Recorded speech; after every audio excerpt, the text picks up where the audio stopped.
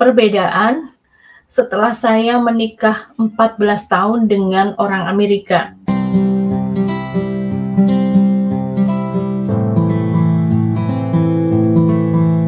Kalian udah tahu kan, saya sebagai orang Indonesia menikah dengan Dennis, suamiku itu orang Amerika.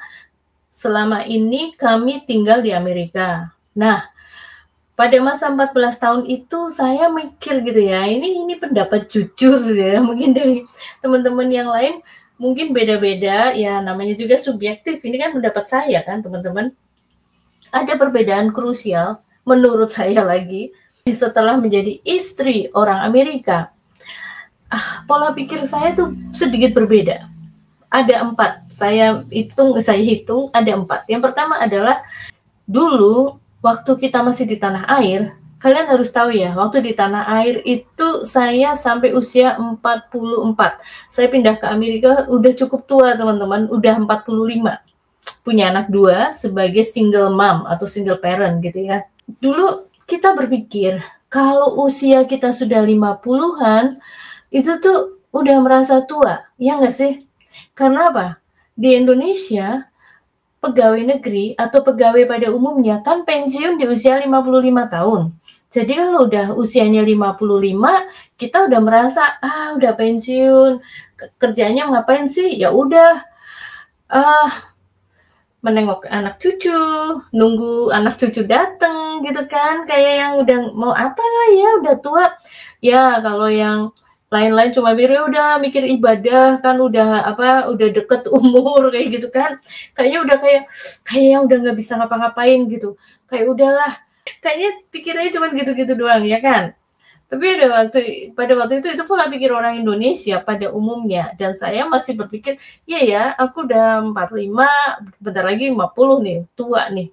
Tapi begitu saya tinggal di Amerika karena ya menikah ini sama orang Amerika, waktu usia saya menginjak 50 dan jadi 50, aku bilang, Han, aku tuh udah tua ya, anakku udah pada kerja gini-gini. Terus dia bilang, enggak ya, 50 tuh belum apa-apa, dia bilang gitu. Well, kenapa? Ya, orang di sini, yang nggak tahu ya, ini pendapat suami saya ya, mungkin orang Amerika yang lain juga bisa jadi beda. Ini pendapat suami saya begini, orang Amerika itu, kata dia, merasa dirinya tua kalau dia itu sudah kepala 8, artinya udah 80 ke atas, baru kamu boleh ngomong kamu tuh udah tua, gitu. Oh gitu ya? Setelah saya pikir, iya ya, presiden Amerika aja, mereka jadi presiden di usia udah 75 ke atas, baru jadi presiden gitu kan.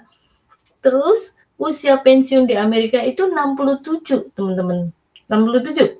Ada yang masih terus bekerja sampai dengan 70, ada yang masih terus bekerja sampai 80 gitu kan. Dulu almarhum ibu mertua saya, Mams, kita manggilnya Mams, itu tuh beliau usia 83, 85 itu masih nyetir loh. Nyetir ke market, ke supermarket, nyetir ke dokter, masih bawa mobil sendiri. Dan di sini saya bergereja dengan di kota saya sekarang ini, ibu-ibu di gereja itu kalau dalam pandangan itu udah nenek-nenek, mereka pada bawa mobil sendiri, usianya udah 70-an ke atas. Jadi aku di kelas Sunday School, di kelas belajar Alkitab itu, saya tuh kayak yang paling muda, teman-teman. Padahal, ya, jadi semenjak itu pola pikir saya berubah. Oke, artinya 50-an itu belum tua, teman-teman. Kalian juga harus senang gitu ya. Buat kalian yang usianya masih 40-an, masih muda. 50 aja belum, gitu. Oke, jadi kalian jadi tahu ya usia saya sekarang berapa, ya kan? Yang kedua, ini masih ada hubungannya dengan pola pikir. Pandangan saya terhadap bagaimana mengatur finansial, mengatur keuangan, mengatur hubungan sosial dengan kekerabatan, dengan bagaimana keuangan kita untuk masa depan, itu juga beda, teman-teman. Saya jadi mikirnya lebih terbuka. Kehidupan sosial misalnya, kalau di sini di Amerika ini anak-anak usia sudah 18 tahun ke atas, mereka tuh sudah dibiasakan atau sudah diharapkan mereka sudah keluar dari rumah. Atau kalaupun nggak keluar dari rumah, mereka berkontribusi dengan rumah tangga kita, gitu. Anak nih ya. Nah, kan ini kan beda banget ya dengan kita di Indonesia. Anak sampai kuliah, udah lulus, sudah kerja, bahkan mungkin udah menikah, masih tinggal sama orang tua, dan orang tua yang mengurus semua biayanya, mengurusi cucunya. Itu bukan sesuatu yang salah, teman-teman. Itu nggak ada yang salah. Itu baik-baik aja sebetulnya. Itu memang budaya kita. Tapi di sini beda. Di sini kalau memang melakukan hal itu bukan karena kewajiban, itu karena mau aja, karena kita care, karena kita mengasihi, menyayangi, tapi bukan berarti terus diambil bahwa oh memang seharusnya kan orang tua ngurusin. Enggak seperti itu. Saya jadi mengerti pola pikir ini. Inilah mengapa orang-orang Amerika ini anak-anaknya lebih mandiri gitu. Di usia muda mereka sudah bisa berdiri di kakinya sendiri gitu kan, dan tidak merepotkan orang tua. Nah, itu pola pikir yang berbeda banget kan sama kita ya. Kemudian masalah finansial juga dan masalah masa depan sudah kita bahas dari sekarang. Yang menurut kita orang Asia, terutama orang Indonesia, kayak yang tabu gitu kan, kita membahas nanti kalau udah pensiun mau seperti apa, rumahnya kita mau kayak gimana, kehidupan kita mau kayak gimana, terus seandainya suami dipanggil Tuhan terlebih dahulu, kamu mau kayak gimana, terus bagaimana kita urusan asuransinya, mau dimakamkan di mana, dipakai upacara bagaimana, atau saya duluan yang meninggal, terus nanti harus bagaimana, apakah harus dibawa pulang ke Indonesia, segala macam itu sudah dibahas dari sekarang, ya pokoknya dari awal-awal kita menikah gitu loh teman-teman. Dan buat kita ya orang Indonesia kan, waktu itu aku dengarnya, loh kok udah dibahas dari sekarang, kayaknya gimana gitu kan. Nah inilah pola pikir seperti ini nih orang Amerika udah mempersiapkan, tapi malah ada bagusnya kan. Jadi kalau kita nanti memang saatnya itu tiba, kita udah mengerti apa yang harus dilakukan. Jadi nggak lagi suasana sedih, lagi suasana berduka, masih nggak ngerti apa-apa, harus apa. Tapi kalau segala sesuatu udah dipersiapkan, jadi kita udah mengerti, gitu, lebih siap. Kemudian itu yang kedua, yang ketiga adalah dulu teman-teman saya itu dulu di tanah air tuh ceritanya kayak wanita karir gitu ya, karena saya tuh kan bekerja sebagai dosen, ngajar, saya juga punya pekerjaan sebagai translator, kerja juga di part-time di pariwisata, pokoknya sibuk banget pekerjaan. Jadi saya tuh nggak pernah masak. Karena di rumah kan ya ada pembantu, ada juga babysitter yang ngurusi anakku gitu kan. Jadi saya tuh nggak ngerti, belanja aja nggak terlalu paham, apalagi masaknya.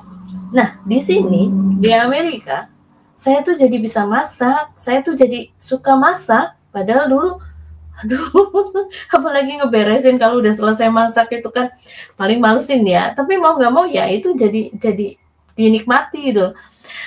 Kenapa? Selain karena kita ini orang Indonesia kan kita suka kepingin makan makanan orang kita, orang Indonesia, kayak kepingin makan bakso, kepingin makan lontong opor, atau kepingin makan sate atau apa. Kan gak selalu ada, gak ada yang jual teman-teman, gak ada. Kecuali kalian bilang, oh katanya ada kok Kak, aku lihat di videonya apa. Ya itu yang tinggal di kota besar. Kalau tinggal di kota-kota besar, banyak komunitas orang Asia, ada komunitas orang Indonesia, biasanya ada restoran Indonesia, biasanya ada toko Indonesia atau toko Asia. Nah kalau kalian tinggal di kota-kota kecil, kota-kota biasa tuh nggak ada. Lah sebagai orang Asia, bagaimanapun juga kan suka kangen ya, kepingin kan makan apa, sambal goreng ati kentang segala macam ya kan, nggak ada, mau nggak mau kan masak. Satu. Yang kedua di sini kalau kita mau masak itu memang jauh lebih irit pengeluaran memang jauh lebih irit gitu. Jadi ya ada dua hal, yang satu karena mengobati kangen masakan kita, mau nggak mau kita harus bikin sendiri karena nggak ada yang jual. Yang kedua ya lumayan juga kan kalau kita mau masak daripada kita selalu keluar makan di luar, itu pengeluaran.